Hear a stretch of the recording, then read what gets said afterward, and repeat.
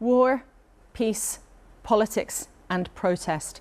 On this Remembrance Sunday, there's so much to ask. Ceasefire now! Ceasefire now! An almighty protest and a political tangle. Even cabinet ministers got caught up.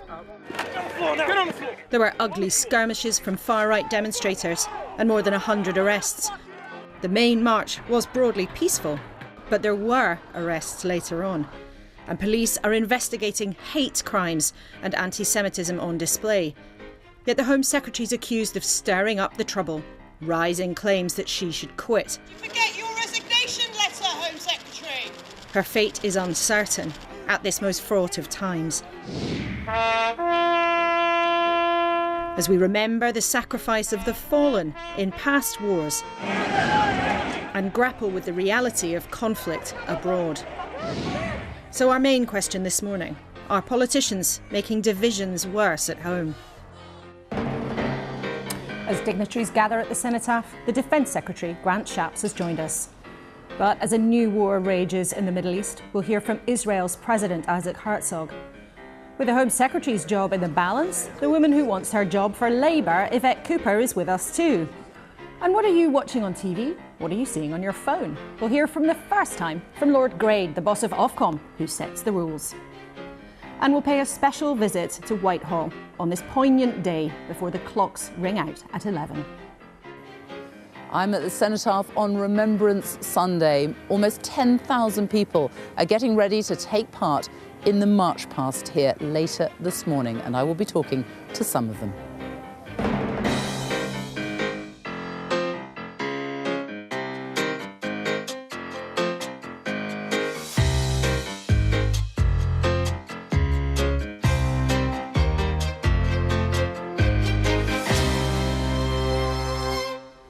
Morning on this special day. With me at the desk, the former Cabinet Minister, Nadine Dorries, whose long-awaited book exploded into Westminster this week. Shami Chakrabarti, Labour peer, legal brain and human rights activist. And Lord Kim Darragh, the former British ambassador to Washington and diplomat. And before we do anything else today, I want to show you live pictures of what is happening on Whitehall. The special BBC coverage of the solemn moment of national remembrance today. Sophie Rayworth and David Dimbleby will be on after us. We have an extended programme until 10:15 today. But it's all taking place in a very fraught political environment, as the front pages show. Most of them splash on yesterday's marches in London. The Sunday Times said there was hate, intolerance and arrests as thugs hijacked Armistice Day. The Sunday Telegraph quotes the Prime Minister, who said far-right thugs and Hamas sympathisers disrespect our heroes. The Mail on Sunday picks up on Michael Gove being caught up in one of the protests at London's Victoria Station, saying he was jostled and abused by a pro-Palestinian mob. But the Sunday Mirror highlights Suella Braverman's role in all of this, saying sack her now. The Home Secretary, of course, who raised eyebrows this week, having suggested that the police had gone soft on some kinds of protest. Nadine Dorries, firstly to you, you were in government for a long time. We all saw what happened yesterday. We've all seen what happened this week with this very tense debate about the police. How difficult do you think it's been for the government to handle it? What did you think when you saw the protests? Well, first point to your question, how difficult it's been to handle it. It wouldn't have been difficult if there had been some kind of cohesive leadership shown within government. I think the fact that we had, you know, the whole story about Suella's article not having been given approval, I find that almost impossible to believe, really? Having served as a Secretary of State myself. But then you had a Prime Minister trying to ride a number of horses at any one time and to please everybody. And you can't do that when you're a Prime Minister and a leader. You have to show absolutely distinctive leadership. And I'm afraid that Rishi Sunak just failed in that. And I think a lot of the problems don't lie at Suella Braverman's door. They lie at the Prime Minister's door because he's the person in charge. Shami, do you think that what Suella Braverman said this week has stirred it up? A lot of your colleagues in the Labour Party have actually pointed the finger directly at her. Is that fair? It is, but like Nadine, I think the Prime Minister has to take some responsibility, because even his language of saying, just in advance of this weekend, I will hold the Commissioner accountable. The Met Police boss. That is almost an invitation to to people to come and misbehave, knowing that they might see off the Met Commissioner if they do that. I think it was an interference with operational independence. Now, of course, the Home Secretary is the pantomime villain and she's bad cop, but I don't think the Prime Minister can hide behind her much longer, actually. And Sir Mark Rowley, I think, actually did a good job yesterday. Yeah. There were no major damage to property, nobody was harmed in any significant way, and I think it was okay. He managed okay. But you know, the point on Michael Gove in that, I've got to raise it. What was Michael Gove doing in the middle of Victoria Station on a day when every other sensible politician would not want to make the police job any harder and would keep... I mean, was he drunk? What was he doing there in the middle of Victoria... Well, no, to coin a phrase. But why was he there? What judgment made him walk through Victoria Station? Well, Kim, was that playing to the gallery? Well, as a diplomat, a former diplomat, you know, you're not somebody who is going to play politics with all of this. Well, perhaps you feel like doing so this morning, but looking from the outside, there's been a furious political debate in this country about protest and the right to protest. How do you think it has been handled? Do you know, when I was National Security Advisor before going to Washington, I used to talk to the head of the Met Police, not every week, but quite often. And if I'd been talking to him last week, I would have said, if I were in your shoes, I would ask for postponement, just because there has been so much political controversy about this that it's bound to bring the wrong sort of people, the Tommy Robbins of this world, out, and there's going to be a level of trouble and it may get out of control. If I'd advised that, I mean, I would have been wrong, because I agree with Nadine. I think he just about made the right judgment here. And I think the police did a pretty good job in managing it. Could still have gone wrong with those potential clashes between marchers and right-wingers. But in the end, it happened, and I'm glad it did, and freedom of speech principle was respected. So in that sense, I think it was successful. Okay, I don't agree with what Suella Braverman said, though, and my experience of the police, I do not recognise the description of them as biased. Interesting. Well, we talked to Grant Shapps, the Defence Secretary, about that a little bit earlier this morning, after the Prime Minister had condemned the thuggery during yesterday's protests and the anti-Semitism on display during some of the march. This is what Grant Shapps had to say about what went wrong. Well, actually, I was at the Cenotaph yesterday, laying a wreath, and to see here, actually, specifically, people disrupting proceedings is obviously distressing. We're all there to come together to remember the brave men and women. As it happens, EDL had already said they were going there, so I'm not sure that one is connected to the other at all. The fact of the matter is, there are people who I'm afraid don't really want to respect Remembrance weekend, and it doesn't matter whether they're the far right EDL or I'm afraid some of the protesters on the other side.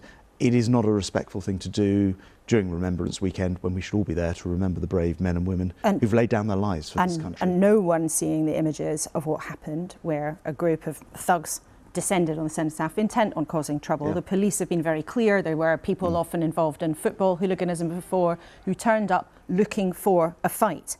However, there has been widespread concern before this weekend that the kinds of sentiment that Suella Braverman, your colleague, was using would stir up precisely this kind of thing. And what's very interesting, I think, to a lot of people this morning is the police themselves, on the record, have implied that this was the case. I'd like to show everyone what the Met Police said last night. They said there were unique circumstances with the backdrop of conflict in the Middle East. But look at this. Following a week of intense debate about protest and policing, these all combined to increase community tensions. Now, if we do a bit of translate on that, that is the police implying very clearly that the Home Secretary's stirring up of this debate made things worse.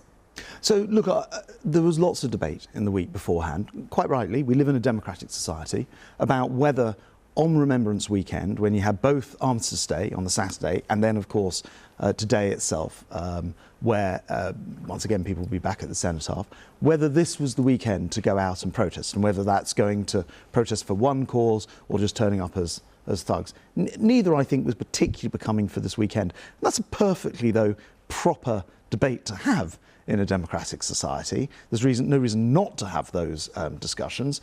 I think it would have been better if people concentrated on the remembrance part of this. It was quite unsurprising there'd be a debate about, hundreds of thousands of people coming out for other means. But you say there it would have been better to focus on remembrance. Would it have been better then if Suella Braverman had not, as she did in the pages of the Times newspaper, without full sanction from Number 10, suggested that the police don't always play fair? Well, look, I think it's, first of all, on the police, I think it's incredibly important that where people have breached the law, going around carrying banners with swastikas on them, for example, shouting from the river to the sea, which is clearly an anti-Semitic trope, that they arrest people and that they prosecute. I think that is very important. I think it's also true to say that the police have an incredibly difficult job to do, and I actually just want to pay tribute to their work yesterday in policing what's a very, very complex picture, particularly in London. And to answer your question directly, which I'll come to now, to answer your question directly, as others in Cabinet have said, I wouldn't use that set of words myself, but I do think that the sentiment that it's very important not just to take action, but also to get the prosecutions and essentially ensure that people don't feel that they can do these things, say these things, wave these banners around, sometimes supporting prescribed organisations, as in Hamas, without sanction, is also very important. But the police have said that the debate, which was prompted by your colleague Suella Braverman, and you've just said you wouldn't have said what she had said. No, I wouldn't have used those words. I think the point about... So you and many colleagues have distanced yourself from those remarks, and the police have said that the debate increased tensions in the community.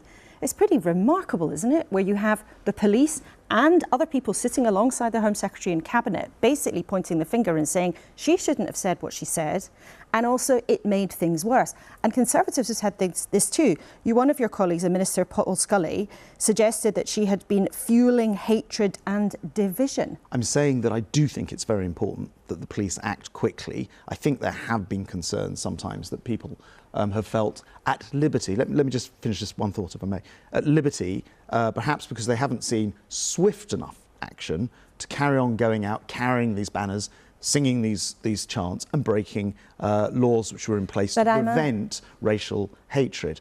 On the other hand, I wouldn't put it in those particular set of words because I recognise the police have a very difficult job to do in managing marches which contain large numbers of people. A lot of that work has to be done afterwards. But it does sound, though, that you are rather blaming the police for not having always been quick enough to clamp down on this kind of thing.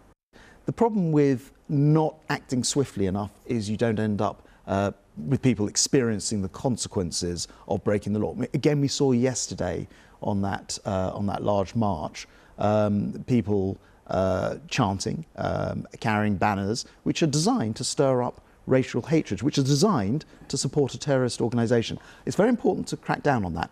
At the same time, as I say, I'm not blaming the police, in fact, because I think they have an incredibly difficult job to do. And you're trying to, do two things here. You're praising the police for doing a difficult job, but also clearly you are saying that they haven't always been tough enough on this kind of thing at protests.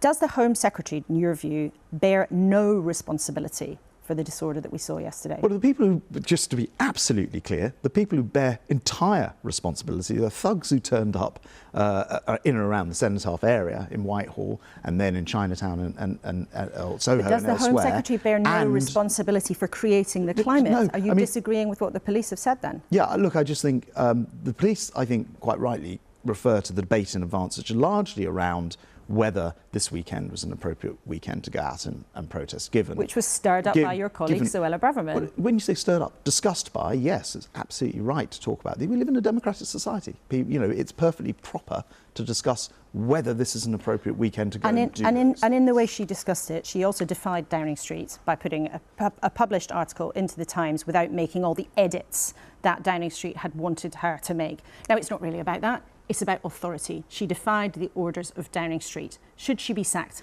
Because plenty of your colleagues have told me privately not just that she should be sacked, that she might even be sacked tomorrow, or maybe she'll be sacked on Wednesday. Will Suella Braverman be Home Secretary by the end of the week? Well, first of all, I don't know the sort of ins and outs of the process of how an article was published in this particular case. And secondly, as you'd absolutely expect me to say, the Prime Minister is in charge of whomever he wants in his cabinet, and he will make that decision whenever he wants to reshuffle, whether he does want to reshuffle his cabinet. I don't come with new news on that front. But it would be easier for you as a cabinet colleague not to have to always go around cleaning up controversies that have been caused by your colleague Suella Braverman, because it's not the first time, is it? Look, I just don't see things that way. We live in a society where people are free to debate issues. Not all of us are going to agree all the time. But the principle of government, said. the principle of cabinet government is discipline. It's that you stick together. It's not that you have cabinet ministers going around the place, as some of your colleagues see it as shooting their mouth off, stirring up headlines for themselves day after day. You know, this isn't just a kind of isolated incident. Lots of your colleagues have had enough of Suella Braverman behaving as she does.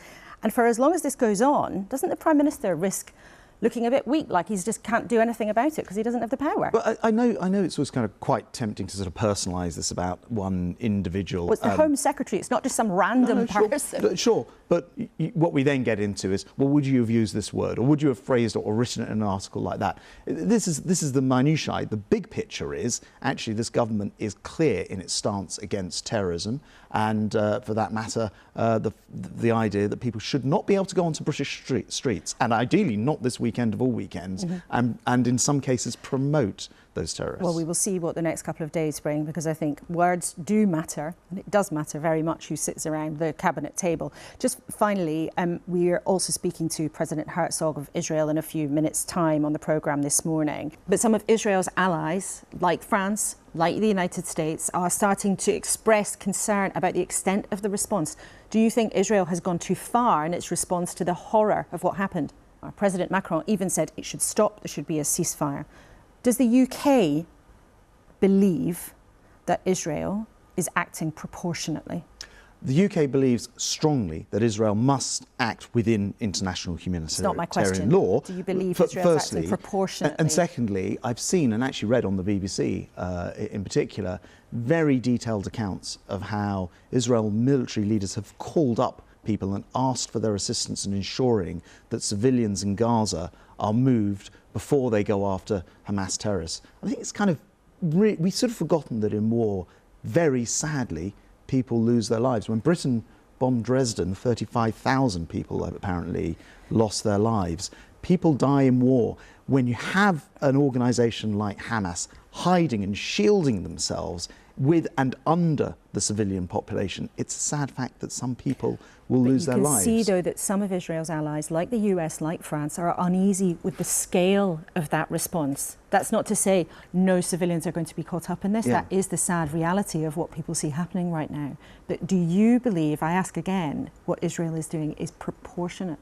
I think Israel obviously is in a difficult place because when they go after the terrorists, some civilians are getting caught up. No one wants to see a civilian life. It doesn't matter if it's an Israeli or somebody from Gaza taken. However, if Britain had been subject to an attack of terrorists coming in, murdering 1,400 people, cutting off heads, we would not, and we knew where those terrorists had gone, no one would be saying to Britain, well, just stop going after them, even though, you know, those tunnels, those caves that they operate from, where all of those tens of thousands of rockets are being stored, how can we ask Israel not to go and destroy those bunkers? And unfortunately in war, you end up in a situation where other people get caught up in it. The answer is for Hamas to stop using those people as human shields. And by the way, release the over 200 hostages they have, some of whom are Brits. And so we should absolutely be on the side of right, and right in this case is going after Hamas. Can you tell us anything about the British hostages you mentioned there? Only that we are working our socks off to try to get them released, working very closely in ways I can't go into on TV, and I'm arranging to speak to the families of some of the British hostages as well. And our thoughts are with those who are being held, well over 200 every single day.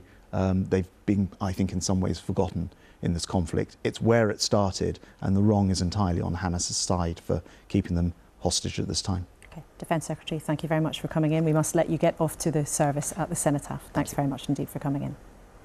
Well, what did you think of what Mr. Shapps had to say? Let us know. You can email us at kuenssberg@bbc.co.uk or on social media. If you're that way inclined, use the hashtag. And there's always tons going on the BBC website as we're on air too. Now, however many people were on the streets here and in capitals around the world yesterday, Israel's bombardment of Gaza goes on. This weekend, surgeons at the largest hospital there, Al-Shifa, claimed the intensive care unit was hit and that the facility has run out of water, food and electricity. But with Israel's allies calling for more caution, how long can this retaliation for the appalling October the 7th attacks really go on? Early this morning, I asked Israel's president what those Hamas attacks that day had changed. We are extremely agonized. We're a nation which is an optimistic nation. We're a peace-loving nation, and we strive for the inclusion of our nation in the region as such. And we have a nation that have contributed and will always contribute to the well-being of humanity. And all of a sudden, our world was shattered because many of our beliefs in the fact that we can live side by side with Palestinian neighbors were shattered. In that morning, the most horrific atrocities since World War II took place. And many of the casualties were the biggest proponents and supporters of peace ever in the history of Israel. And they were all butchered and chopped and killed and abducted and raped. And the amount of pain and suffering and the horrific information that flows ever since, because Hamas had filmed it all and broadcasted it all live and also afterwards on their cameras, on their bodies, is unending. And you know, today is Armistice Day. Armistice Day in the United Kingdom, for me, is always a special day because my late father, Chaim Herzog, who was a high-ranking British officer in World War II, who landed in Normandy and liberated Belgium and Holland and went all the way to Bergen-Belsen concentration camp as one of the first officers to enter that place of hell. And until today, I meet survivors from that camp. So today is Armistice Day, and on that day and on this weekend, you have tens of thousands or hundreds of thousands of people supporting, by their demonstrations, supporting Hamas. I want to show you something exclusive, Laura. So this is Adolf Hitler's book, translated to Arabic, Mein Kampf. It's the book that led to the Holocaust and the book that led to World War II. This is the book that led to his victory in elections in Germany, which led to the worst atrocity of humankind, which the British fought against.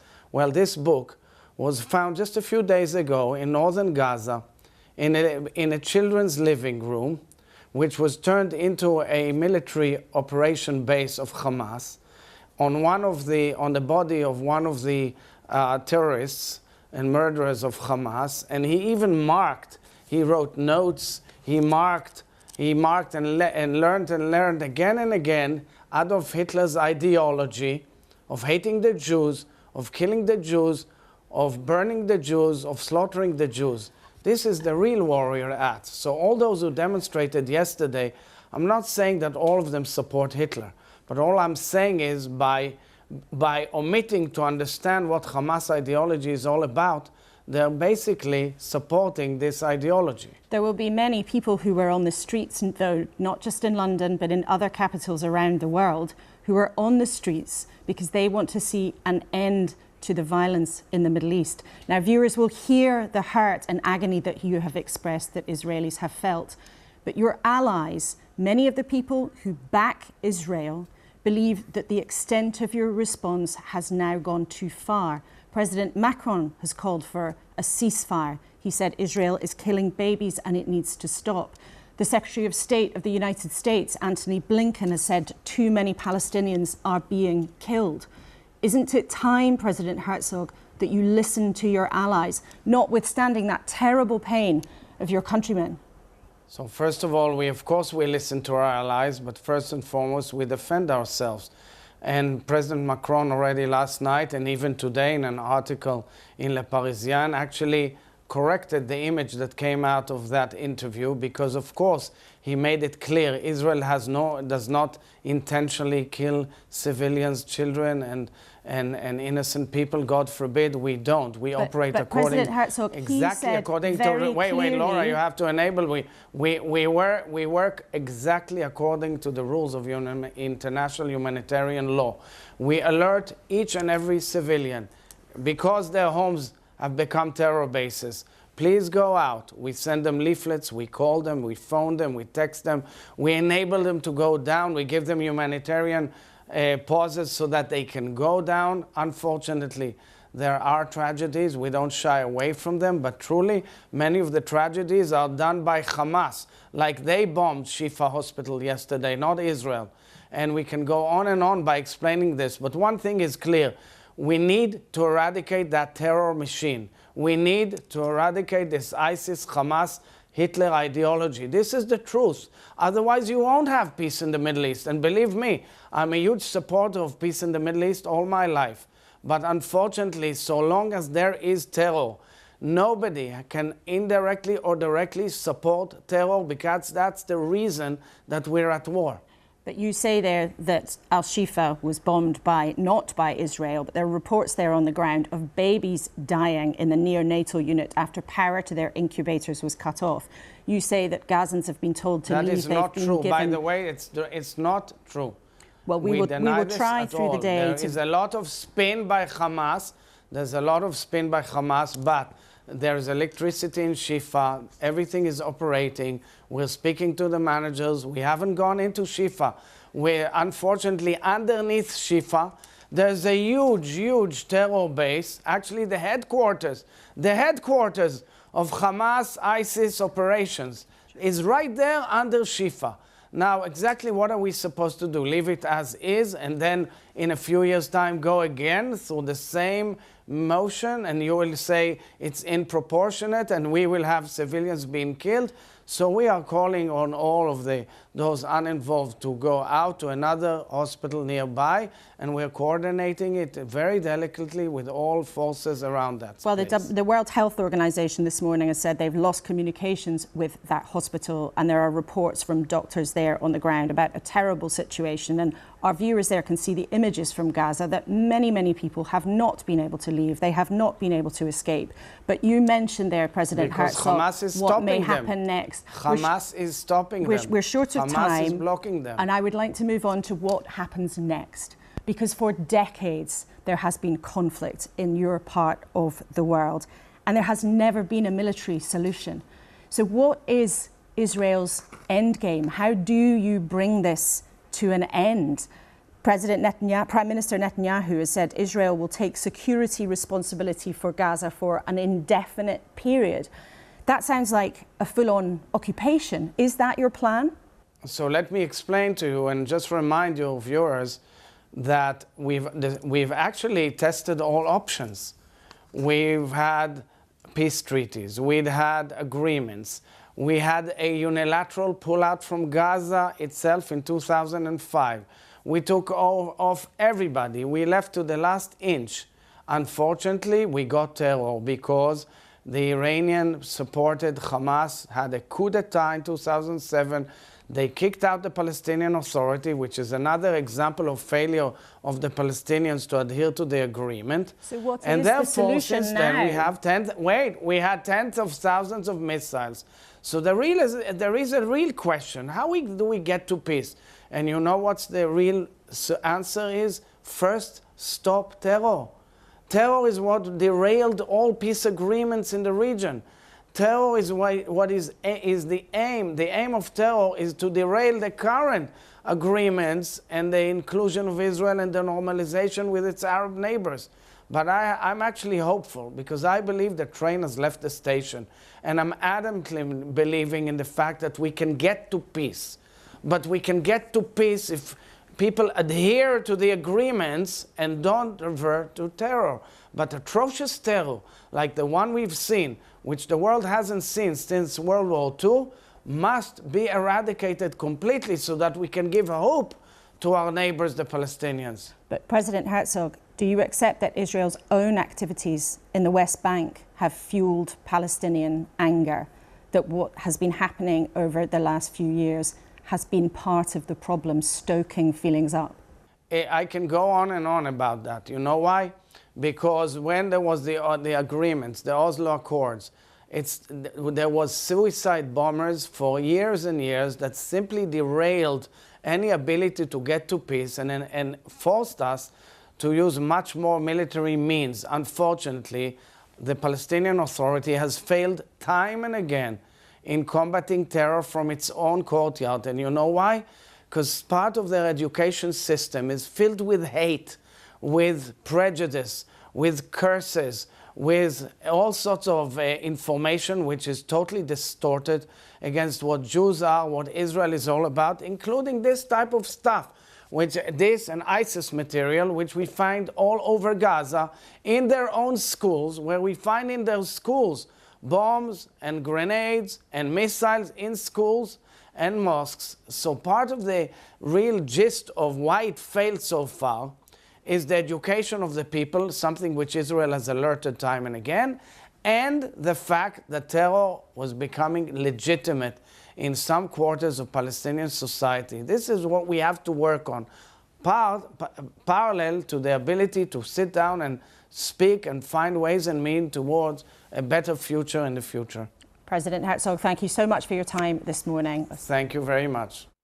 Israel's president, and it is always hard to sort claim from counterclaim in the middle of any conflict, but the BBC and particularly our teams on the ground will always try to get to the truth and establish exactly what has been going on. Kim Darroch, as a former very senior diplomat, listening to that, do you think that Israel is concerned at all about losing the support of its allies? We've heard from President Macron, we've heard from Secretary of State Blinken for the United States suggesting they are going too far. Do you think the picture is changing? I think it is shifting a bit. I think that up to a point, Israel does care about what the West is saying, cares in particular about what America is saying. So messages coming out of Europe have less impact there than whatever the United States is saying.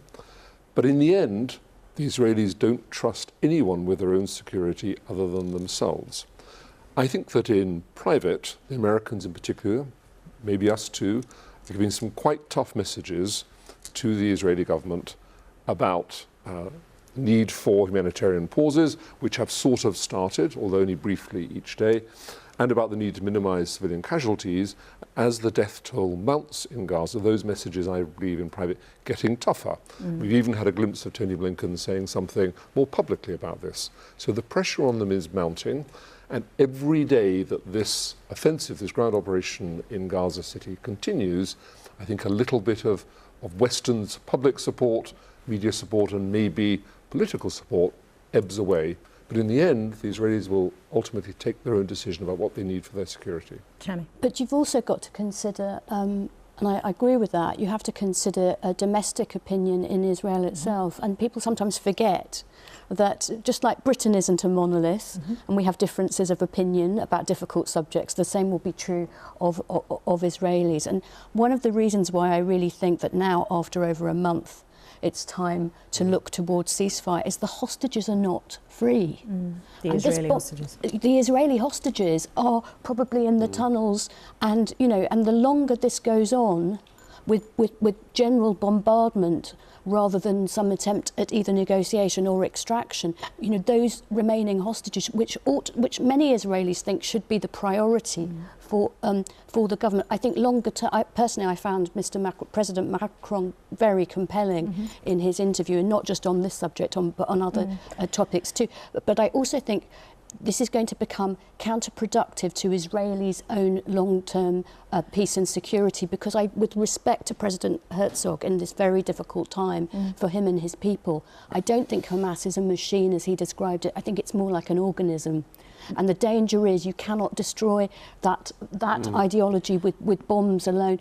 In the end, you're going to have to create an alternative and some hope so that you can, so that people do not become recruited to the cause. Future generations don't become recruited to the terrorist cause. Nadine, I'll come to you in a second about what the UK government should be doing. But Kim, as a former diplomat, you know, if you were looking at this now on paper and thinking, what could be a solution? What could it be? Is there any prospect of a political solution anytime soon? Probably not anytime soon if we're talking about days or even weeks. I think this Israeli ground offensive, this ground operation, is likely to carry on for a few weeks yet. I think they're getting to the centre of Gaza City, and they will want to go into the tunnels. They will want to eliminate Hamas weapons stores and this kind of thing. But striking thing for me about President Herzog's interview with you, Nora, is he ducked the question about what next. And there are two issues about what next. First of all, who runs Gaza when the military operation is finished? And second, long term, how do we restart? We can't go back through this again. There have been 10 wars in Israel since its foundation in 1948. This has to be the trigger to renew a process on a two-state solution. And how is that going to start? Not, I suspect, with Netanyahu as Israel's Prime Minister. And of course, he's deeply unpopular at home. Nadine, the UK government has been, sticking closely to its line all the way through, and we heard it again from Grant Shapps today that Israel has a right to defence. He was reluctant to echo Emmanuel Macron, even Tony Blinken, who've, had these notes of caution. Do you think the government's right to do that? I'll just go to what Kim said. The two-state solution is the way forward. That's what our government should also be articulating. That's where we need to get, the place we need to get to. But of course, Hamas prevent that. They prevented us reaching that situation which has been desired in the region for many years now. But what we can't forget is that, nobody wants to see, the Israelis don't want to bomb Palestinian civilians or to murder babies or for the Palestinian civilians to be the consequences of these actions. But by the same token, Hamas did cross the border and rape and murder in the most appalling way 1,400 Israeli citizens. How would we respond if that was us? And I think from the government's response, these two situations are very difficult to find an ameliorative solution to bring this together. But there has to be a way where the government articulates, yes, we back the Israeli state, of course we do, but yes, we should also be looking for peace in the region and for Palestinian individuals and the people. And to do that, the only way we can do it is to get to a two-state solution. It's difficult for the Labour Party as well, Shami. You're someone who's very much associated with the fight for human rights. There are parts, I suppose, in your segment of the Labour Party that have been very unhappy with Keir Starmer refusing calls for a ceasefire. He lost the front bencher this week over his refusal to do so. But it's interesting when you talk to people in the party, one party source this week, it was reported, shrugged off the problems and the resignations, saying it was like shaking off the fleas. Now, what did you feel when you heard that? Well, that particular piece of briefing, and of course Nadine's written a book about off-the-record briefings. I'm going to talk about that in a second. But it's not just in your party, if I may say that. To use that phrase, particularly when so many, not all, but so many of the people who have been very upset about the bombardment of Gaza are British Muslims, including members of the party and voters for the party and councillors. To use that phrase is very inflammatory and arguably racist. And if that was briefed out by a press officer or somebody else working for the party, they should be disciplined. Do you think that the leadership should hunt out what happened there? I think that particular phrase has caused a great deal of hurt and concern. And we're worried about racism and anti-Semitism and Islamophobia and things that happen over there spilling into communities over here. We certainly don't need briefing like that from anybody working for the Labour Party. We'll see what happens in the coming days, and it'll be interesting to see if the leadership has anything to say about this. Now, Nadine, also in the background of all of this, as we touched on at the beginning of the programme, is unhappiness in the Tory party about the Home Secretary's behaviour. Do you think Suella Braverman should be sacked? Gosh, look, there's one overriding concern I have over the reaction to Suella Braverman. I've already said I absolutely do not believe that her article, which is at the root of all of this, went into the Times newspaper and was not approved by. I just don't believe that. So I think that's, part of the briefing machine that goes out. But what I've seen with Suella is, and I saw it with Priti Patel, and I see it with any woman who reaches high office, is this backlash which has to be and is steeped in both misogyny and sexism. It's rife both in politics and I'm sad to say in the media too. Do you think she's a I victim experienced it just for writing a book, you know, I experienced it when I was Secretary of State. Should Suella be sacked? No, she shouldn't. Because actually the person who was responsible, as I've said, is the Prime Minister, Rishi Sunak. He needs to own the problems which are taking place as a result, supposedly, of her article in the Times. If Number 10 did not take control of that, and I think it points to a deeper problem in Downing Street at the moment, and that is a weakness. They don't know what each other is doing, you know, what the left hand doesn't know what the right hand's doing, and an absolute weakness in the Prime Minister's office himself. He can't decide on a straight line that he's going to put out either over the protest or on what's happening in Gaza. He can't decide on a straight line. But there's no surprise that you might say that as one of Boris Johnson's most ardent supporters. And in your book, The Plot, you make a significant list of claims about how Boris Johnson was somehow undermined by people who've been out to get him from the very beginning. Isn't it actually just the case that he got caught out? He had a very tricky relationship with being able to tell the truth. He made lots of mistakes. And in the end, MPs in his party looked at him and thought, you're doing us more damage than gain. Time to go. So first of all, when you say it's I've written it, it's not me. So this book is your book based on conversations with lots of people. It's my book, but it's actually directly translated conversations with former Prime Ministers, Home Secretaries, Chancellors, senior civil servants. It's not actually my take on the situation, it's that of other people. It's a very good read. I couldn't put it down. Shami's read it as a reviewer for us. Thank you, Shami. That's alive and well. But yeah, so no, you know, and honestly, I think I would say to anybody, read the book, because it says in very clear detail how we got to that situation of Boris Johnson being moved, who the key players were, what they did, and as Shami just said, the briefings, you know, who runs the media output, what briefings do they put out there, how do they make those stories run in the press, how is public perception controlled? Okay. That's what it's about. Okay, and Kim Dash, just before we finally move on, as somebody who used to work at the highest levels of government as a civil servant, as an advisor, when you see this kind of thing play out, these kind of soap operas, how damaging is it to the government's reputation? How much of a pain is it on your back when you're just trying to get things done? It's damaging, unquestionably. And if you look at the combination of the book, and I've read the media stuff, I haven't read the book yet, and the stuff that came out of the COVID inquiry, which made the government look like the set of In the Thick of It. That gets all the embassies in London pick it up, other governments know what's going on. It makes us look shambolic and it is damaging. So there's no question that it does us harm. Okay, all three of you, thank you so much. We'll be back with you towards the end of the show. Well, as we've heard, responding to events in the Middle East is not easy for either of our big political parties. Keir Starmer lost a front bencher this week, and there's a vote in the Commons in the coming days to demand a ceasefire. That's being pushed by the SNP.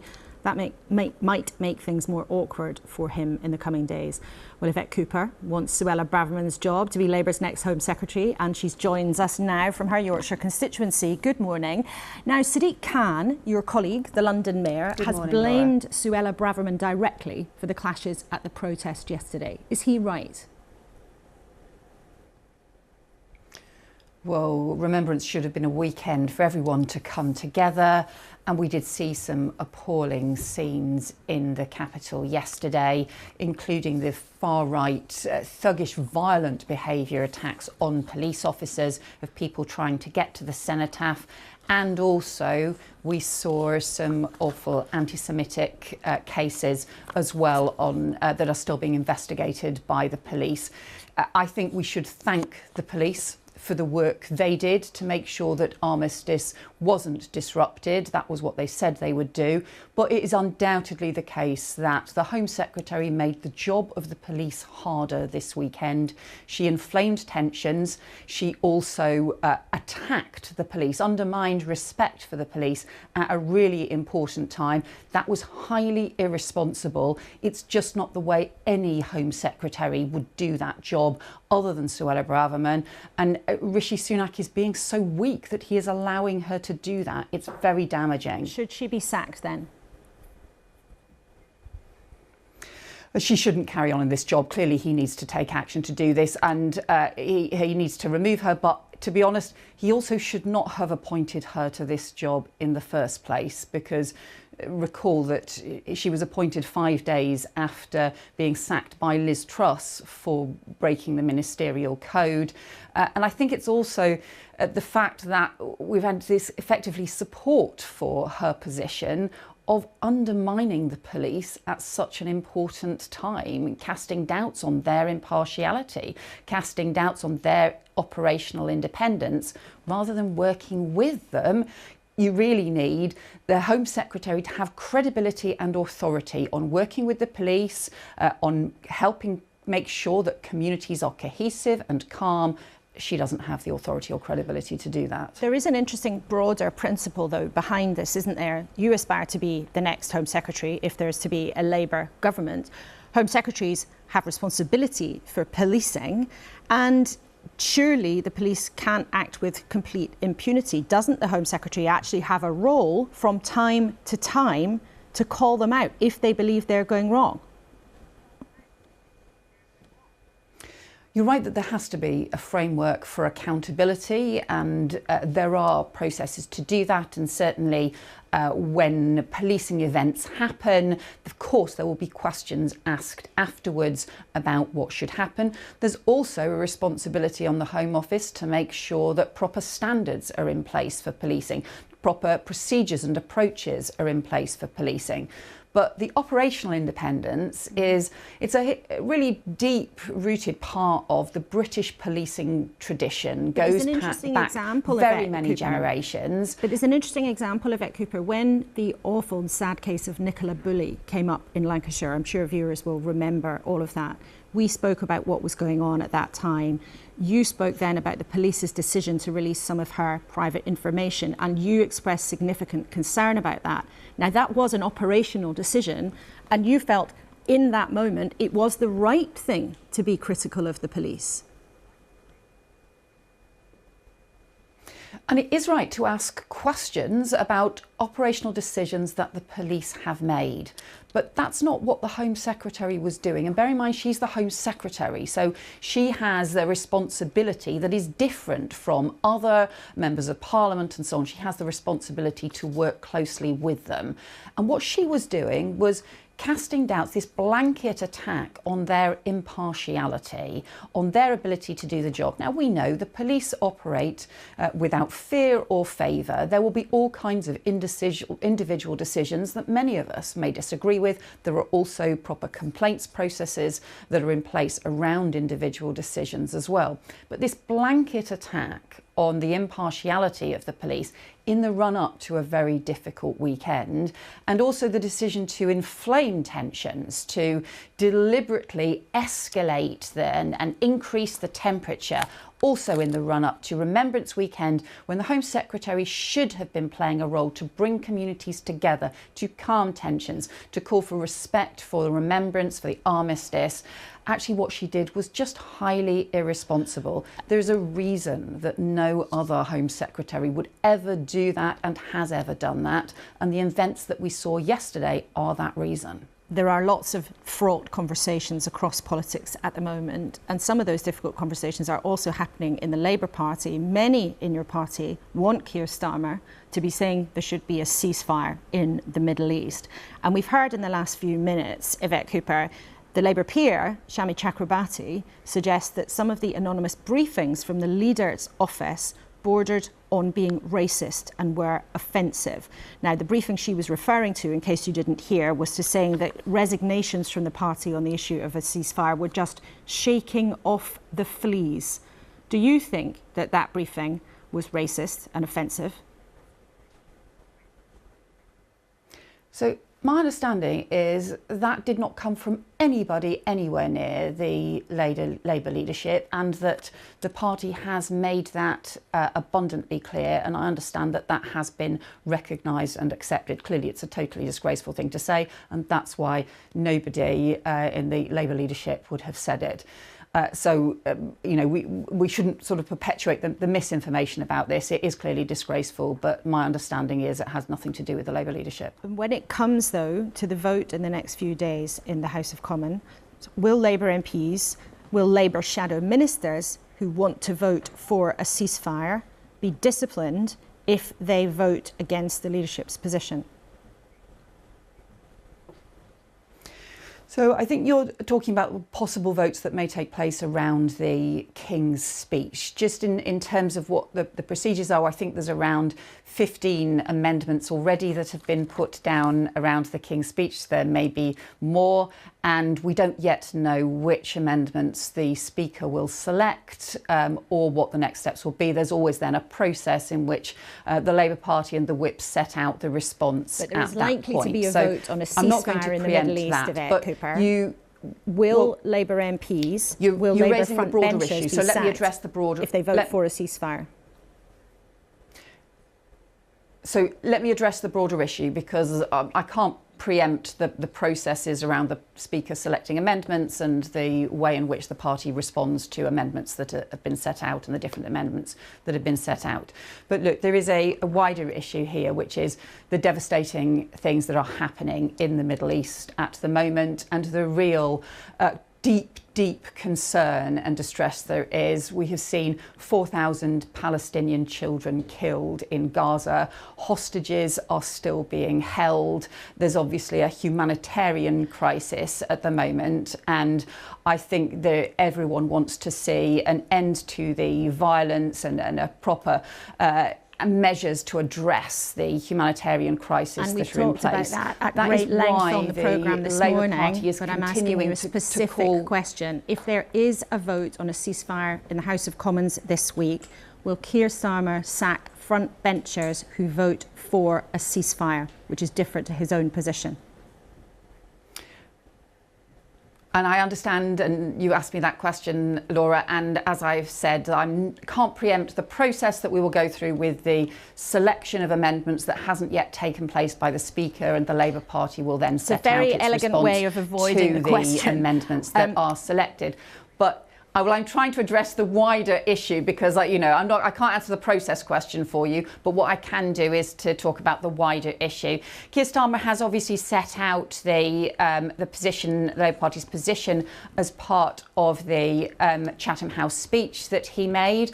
You will have also heard David Lammy and Lisa Nandy call for much stronger humanitarian action, including civilian protection, because so many children's lives are being lost. It is absolutely devastating what's happening, and we've seen some of the consequences too, with the hospitals not having fuel. It's why we've called for some kind of immediate suspension of hostilities to get the humanitarian pause in place.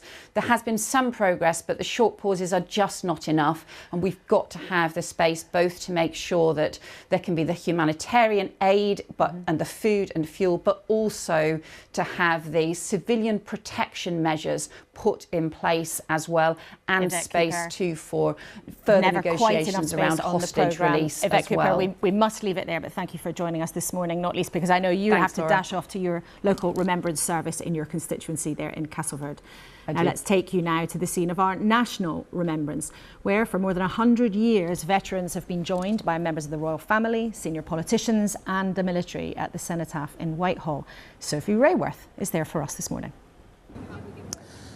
Good morning from the Cenotaph, where almost 10,000 people are getting ready on Horse Guards Parade to come out here shortly and take their places on Whitehall ahead of this morning's march past. Young and old taking part, among them about a dozen World War II veterans, the youngest now in their late 90s. And you can see some of the members of the public who've been queuing since the early hours just to make sure that they get their places here so that they too can pay their respects. Well, I'm joined right now by two women, two sisters who served in the RAF, who are taking part in the march past this morning. Good morning, Michelle Rozak and Sue Fisher.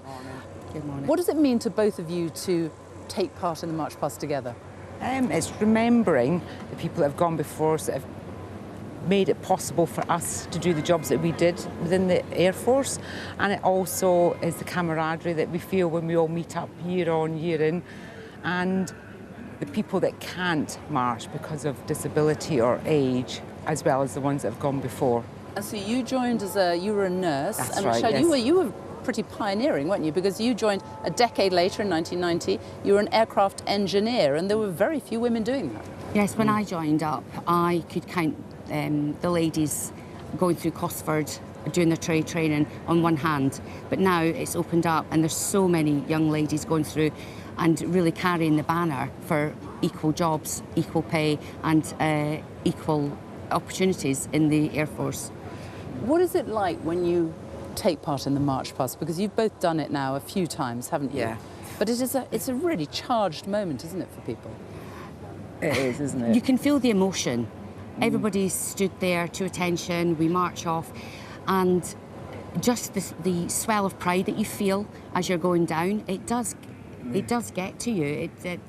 A lot of the ladies you'll see, they'll have a tear in their eyes that come past the cenotaph, and it's just so important to be here to remember everybody who's been before. It's also about connections, isn't it? A lot of the veterans over the years have said to me, this is the one day, the one moment I know when they can be with people who they can just be completely open with. It's like-minded, it's a different sense of humour that we have, and it's great. You meet new people, you meet people that you haven't seen for decades. It's not just years. In our case, it's decades. We haven't reconnected. But you meet them and it's as if you only said goodbye to them last week. It is fantastic. And is there huge support from the crowds who are growing right now on Whitehall? Well, we'll let you go and get ready, but thank you both very much for joining us this morning. Thank you. Thank you. More of that later on BBC One. Now, you remember, we've talked so much on this programme about the dangers and excitements of the world online. The government's finally brought in a huge new set of laws trying to put safety at the top of the list.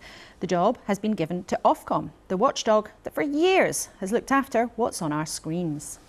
That was the chart, that was Top of the Pops. Ofcom's been checking what's on the box since the early noughties. Was the last #1 of 2002. Their job since has been keeping an eye on this lot. You can track him, maybe not mine. No. See you later.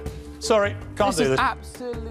And looking into complaints about when and where politicians pop up on screen. So why did you do it?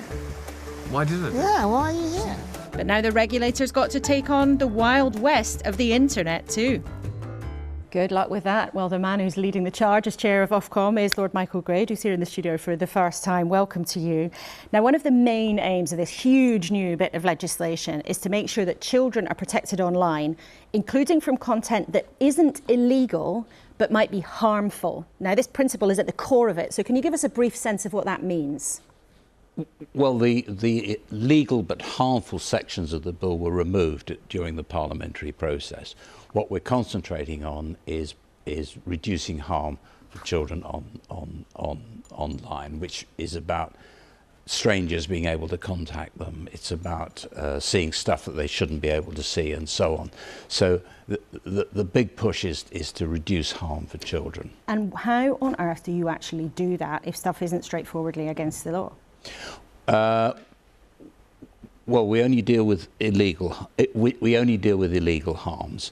That's the core of the bill.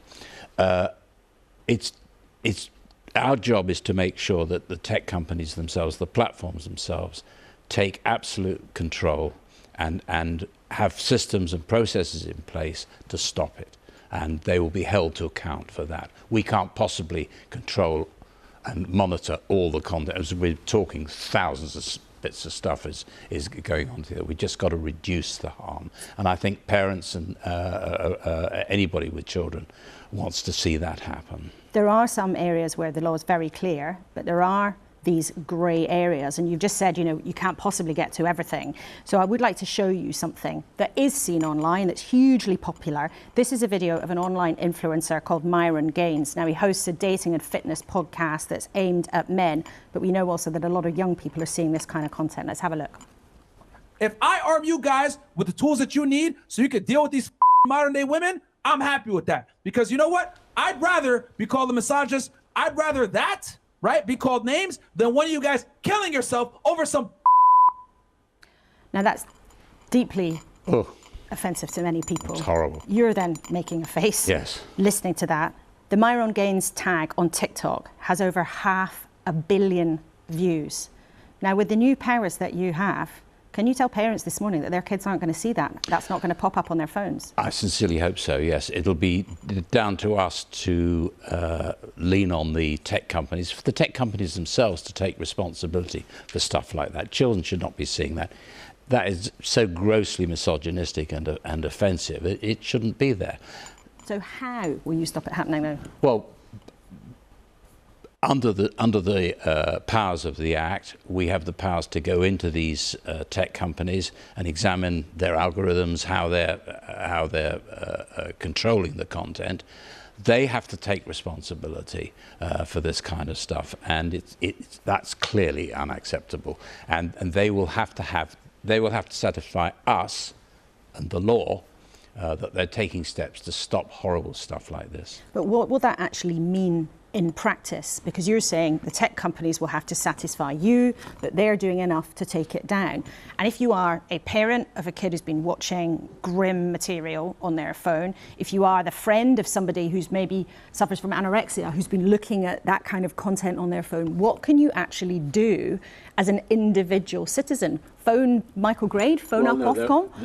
We will make sure that the tech companies have got proper complaints procedures. It's very important that they understand the complaints that are coming in. So complaints will go to the tech companies, and they will again have to satisfy us that their complaints procedures are effective and that they are taking notice of the complaints. But in practice, what will that mean? Because ensuring a complaints process is effective, are there time limits on how quickly they will have to take things down? How do they actually satisfy you that they're paying any attention? What will happen is that when there's a horror, we will go in, we will talk to them, we will see what they've done about it. How quickly was it brought to their attention? How quickly did they act? Did they act responsibly? Did they act in line with what the Act requires of them? It's pretty serious stuff. And the big tech companies are ready for this. They are certainly ready for it, and they've hired thousands of people to try to deal with all of these things. Will you force them to change the algorithms, so the formulas that decide not just what content is suggested to people, but also how often it's pushed and blasted at them? Because it's not always about the content, it's also about the frequency with which stuff gets pushed to people. For the first time, the Act gives us the power to go in and demand the background, the underlying information, the codes, the algorithms, everything else. We'll be able to get in and see what they're doing. But what we're trying to do is to get them to take, and what the Act expects of them, and what we expect of them, is to take responsibility for the harm that they cause, or that is caused on their platforms. So what does that mean, take responsibility for the harm that's caused? Through their risk assessments, through the codes that we will introduce, statutory codes, through all the mechanisms that are in the Act that enable us to hold them to account. Do you think that people, particularly young people, get addicted to social media platforms? I think there is an addictive quality, yes, definitely. We're all, there are people watching this program now who are also texting or WhatsApping or whatever they're doing. That's an inevitable part of the internet. But there are huge values in the internet as well. We mustn't lose sight of that. People have been concerned as well with hateful images and hate speech online, particularly right now with what's going on in the Middle East. Yeah, well, that's illegal. That they won't be allowed to do that anymore. But do you anticipate that you will crack down on platforms like X, formerly known as Twitter, for hosting that kind of material? If they allow illegal content onto their services, they will be in trouble. Yes, definitely. And do you have concerns about how Elon Musk has run X since he took over? I don't have a view about Elon Musk. You don't have a view about Elon Musk? No, I've never met him. I don't have a view about him. They will have to abide by the regulations that are in place and that have been voted on by Parliament. Isn't this all, though, a bit like David and Goliath? You've got these new powers, you've hired 350 people to work on this, but we know big platforms like Meta, X, huge companies like that, have got thousands and thousands and thousands of people working for them. Many of them fought against this legislation tooth and nail. Are you really confident that you're actually going to be able to make a difference? Yes, because we're not the only country regulating. They've got this issue with the European Commission, with Brussels, so they've got this issue in Australia. They've got it. That more and more countries are waking up to the fact that the days of the free-for-all are over. But in the end, these platforms have a reputation to maintain.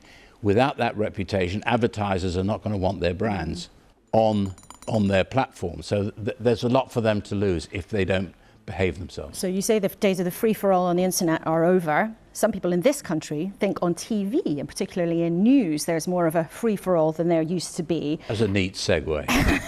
I will take that as a compliment, perhaps. There is been a proliferation, an exciting proliferation for many people, of news providers in this country.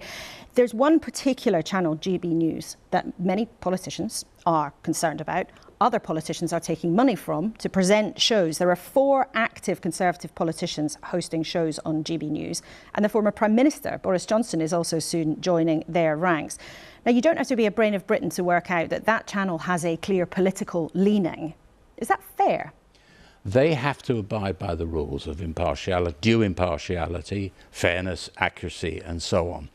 As do I think we regulate, or we license, something like 2,000 broadcasters. The rules for GB News are the same as they are for this programme, for the BBC, for everybody. But the question is whether the rules still apply. I have to be a little bit when careful here, because so we've got 14 investigations going on at the moment following complaints about GB News. I have to be a little bit careful not to prejudice the outcome. But there's a question of principle, though, isn't there? Because the Ofcom rules, you say they are the same across the industry, but the industry has changed so much that some people look at it and think, well, hang on a minute, organisations like GB News are running rings around the regulator that's sticking to rules that were put in place in another era. I wouldn't recognise the phrase running rings around them. I think they've been in breach, I think, about 4 times so far. But are you concerned generically, in a general sense, not just as somebody who's at Ofcom, but as one of the most successful long-time TV executives, do you have worries about an increasing level of polarisation and commentary? I have worries about freedom of speech and freedom of expression on the airwaves. That's what concerns Ofcom. You know, we have to balance complaints against freedom of speech. Freedom of speech means say what you like within the law, and on broadcasting, licensed broadcasters, that means saying what you want within the rules that Ofcom has to uphold. But do you really think, with such a changed landscape, for good or ill, that having the same rules that have been in place for such a long time is the right approach? I think the rules have stood us in very good stead. They have increased the range of choice in news outlets and current affairs. I mean, GB News it calls itself GB News, but it's more of a current affairs. You know, there are political chat shows that go on BBC News, which is a kind of new format. We want to see a plurality of choice and freedom of expression on the airways. We don't want to be in the business of telling broadcasters, licensees, who they can employ, who they can't employ. There are rules about elections and politicians at election time. There are very strong, clear rules. But that's not our job. Our job is to ensure, within the rules, within the rules of due impartiality, that there is plenty of choice and freedom of expression on the airwaves. That means some people will always be offended by stuff, but there's no rule that says you can't be offended. Absolutely not. Michael Gray, thank you very much for coming in this morning. We love political chat. We can never get enough of it here. Now, let's whiz back to 9 o'clock. And the big and serious question that we began with this morning, after stirring up political controversy over the protests, we were discussing if Suella Braverman's comments, the Home Secretary, had made divisions worse. I think there have been concerns sometimes that people have felt at liberty. Let me just finish this one thought, if I may. At liberty, perhaps because they haven't seen swift enough action to carry on going out, carrying these banners, singing these chants and breaking laws which were in place to prevent racial hatred. Nadine Dorries, you were the Cabinet Minister who was at the beginning of the online safety bill that we were just beginning talking about there with Michael Gray. Are you happy with where it's ended up? No, I'm not. And you know, that video which you showed at the beginning of your interview, actually the fundamental issue with that video was misogyny, and I'm afraid misogyny is no longer covered in the bill. It has been watered down to the point where vulnerable adults, young vulnerable adults and teenagers will be subjected to those very harmful algorithms that you spoke about, which will direct them towards very harmful places in the internet, suicide chat rooms, eating disorder chat rooms, those very harms that we know are resulting in a rise in suicides among the 16 to 24 age group, and the massive rise we've seen in young girls with eating disorders. And I'm afraid the bill, and I just want to say actually while I'm here, you know, I did take the bill into a good place. There were people working on that, like Dame Caroline Dinenage before me, against, you know, fierce opposition within the department. We did get it to a good place. It was a big and noisy debate, and I know we'll come back to these issues in the show in the months to come. Shami, we asked Yvette Cooper there about the quote that you mentioned, that briefing from a senior Labour source. Labour has clarified that that off-the-record quote did not come from the leader's office, but were you happy with what Yvette Cooper said about that? Well, I'm glad that she said it was, I mean, she was very clear that it was offensive and condemned it. And condemned it. That's very important leadership from her as the Shadow Home Secretary. I mean, the murky world of off-the-record briefings, you know, as I say, Nadine wrote a book about it. And by the way, after that excellent interview with Lord Grade, we need to remember that Nadine also exposed in her book that when she appointed him, or she recommended his appointment to the then Prime Minister Boris Johnson, shadowy forces and sources actually tried to change the recommendation on the submission to the Prime Minister. Well, I didn't think at the beginning of this morning that we'd find so many common causes between Shami Chakrabarti and Nadine Dorries. You never quite know what you're going to all get. These things are possible. People can speak all in the trenches across the political divides. Kim Darroch, I just wonder, I know that in the end, you know, your career was a victim in some ways of a big leak. What do you think of all this kind of stuff? I speak only from very general knowledge of all of this, I promise you. But I do think that the big platforms need very strong regulation, very tough regulation.